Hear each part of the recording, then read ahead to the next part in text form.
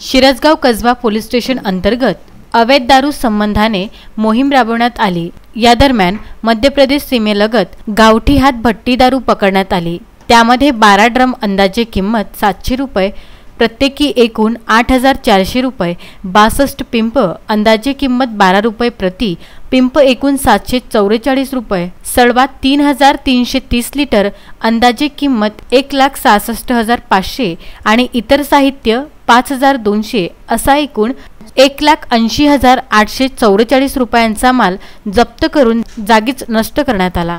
सदरची कारवाई पोलीस अधीक्षक हरिबालाजी N, upper police अधीक्षक श्याम घुगे, उपविभागीय पोलीस अधिकारी अब्दागिरे यांच्या मार्गदर्शनात पोलीस अधीक्षक विशेष पथक सदर कारवाईमध्ये सहाय्यक पोलीस निरीक्षक अजय आकरे, सहाय्यक पोलीस निरीक्षक गोपाल उपाध्याय, ठाणेदार पोलीस स्टेशन सिरसगाव कसबा आणि स्टाफ सहभागी होते।